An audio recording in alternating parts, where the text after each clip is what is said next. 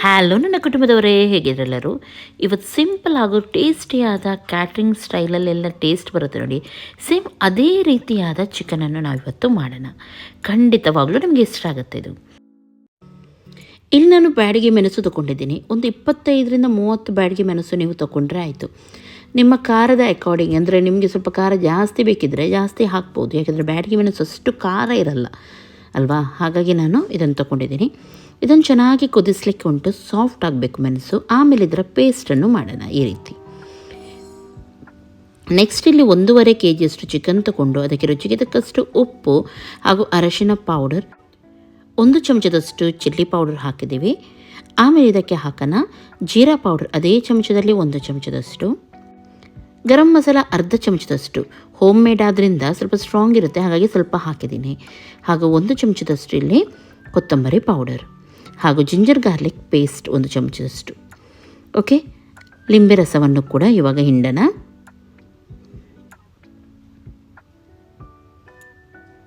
ಸರಿಯಾಗಿ ಇದನ್ನು ಮಿಕ್ಸ್ ಮಾಡಿ.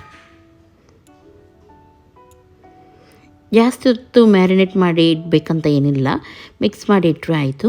ನಿಮ್ಮ ಹತ್ರ ಟೈಮ್ ಇದೆ ಆದರೆ ಸ್ವಲ್ಪ ಹೊತ್ತು ನೀವು ಇಡ್ಬೋದು. ಇವಾಗ ತುಪ್ಪವನ್ನು ಹಾಕೋಣ.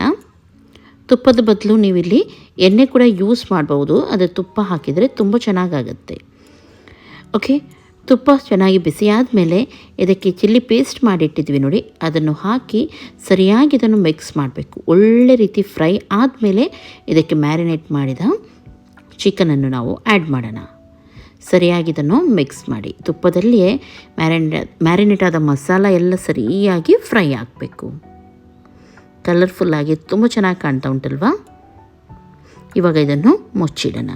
ಇದಕ್ಕೆ ಯಾವುದೇ ರೀತಿಯ ನೀರೆಲ್ಲ ಏನು ಕೂಡ ಸೇರಿಸಲಿಲ್ಲ, ತಾನಾಗಿ ನೀರು ಬಿಟ್ಟಿದೆ ಚಿಕನ್.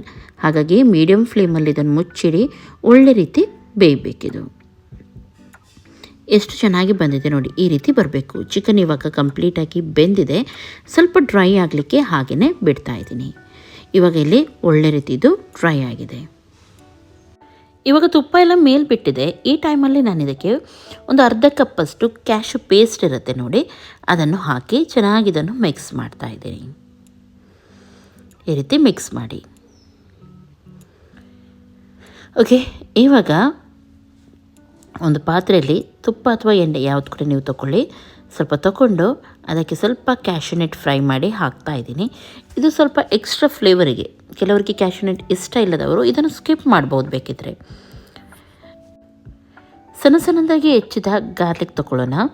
ಹಾಗೊಂದು 4-5 ನೀರುಳ್ಳಿ, ಒಂದು 3-4 ಹಸಿಮೆಣಸಿನ್ಕಾಯಿ, 3 ಒಣಮೆಣಸಿನ್ಕಾಯಿ, ಸ್ವಲ್ಪ ಕೊತ್ತಂಬರಿ ಸೊಪ್ಪು, ಇಷ್ಟನ್ನು ತೊಗೊಳ್ಬೇಕು. ಫಸ್ಟಿಗೆ ಗಾರ್ಲಿಕ್ಕನ್ನು ನಾವಿಲ್ಲಿ ಫ್ರೈ ಮಾಡೋಣ. ತುಂಬ ಓವರಾಗಿ ಕೆಂಪು ಮಾಡಲಿಕ್ಕಿಲ್ಲ, ಸ್ವಲ್ಪ ಫ್ರೈ ಆಗಿದೆ. ಇದಕ್ಕೆ ಹಸಿಮೆಣಸಿನ್ಕಾಯಿ ಹಾಗೂ ಒಣಮೆಣಸಿನ್ಕಾಯಿ ಎರಡನ್ನು ಕೂಡ ಹಾಕೋಣ. ಹಾಗೂ ನೀರುಳ್ಳಿಯನ್ನು ಕೂಡ ಹಾಕಿ ಚೆನ್ನಾಗಿ ಇದನ್ನು ಫ್ರೈ ಮಾಡೋಣ. ಒಳ್ಳೆ ರೀತಿ ಬಾಡಿಸಬೇಕು. ನೀರುಳ್ಳಿಯಲ್ಲಿ ಚೆನ್ನಾಗಿ ಬ್ರೌನ್ ಆಗಿ ಕಲರ್ ಬರಬೇಕು ನೋಡಿ, ಈ ರೀತಿ. ಆಮೇಲೆ ಇದಕ್ಕೆ ಕರಿಬೇವು ಸೊಪ್ಪು ಹಾಗೂ ಸ್ವಲ್ಪ ಉಪ್ಪು ಎರಡನ್ನು ಕೂಡ ಹಾಕೋಣ. ಹಾಗೂ ಸರಿಯಾಗಿ ಇದನ್ನು ಫ್ರೈ ಮಾಡಿ. ಇಲ್ಲಿ ನೀರುಳ್ಳಿ ನೋಡಿ ತುಂಬ ಓವರಾಗಿ ಕೆಂಪು ಗೋಲ್ಡನ್ ಬ್ರೌನ್ ಆ ರೀತಿ ಆಗಲಿಕ್ಕಿಲ್ಲ, ಈ ರೀತಿ ಬಾಡಿಸಬೇಕು.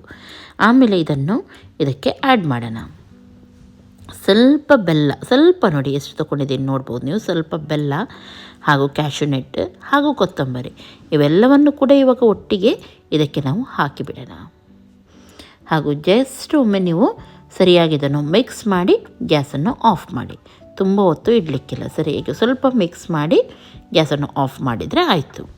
ಉಪ್ಪು ಎಲ್ಲ ಕರೆಕ್ಟಾಗಿದೆಯಾ ನೋಡಿಕೊಂಡು ಕೆಳಗಿಳಿಸಿ. ಇಷ್ಟು ಚೆನ್ನಾಗಿ ಬರುತ್ತೆ ಅಂದರೆ ನೀವು ಮದುವೆ ಮನೆಯಲ್ಲೆಲ್ಲ ತಿಂದಿರ್ಬೋದು, ಒಂಥರ ಟೇಸ್ಟ್ ಬರುತ್ತೆ.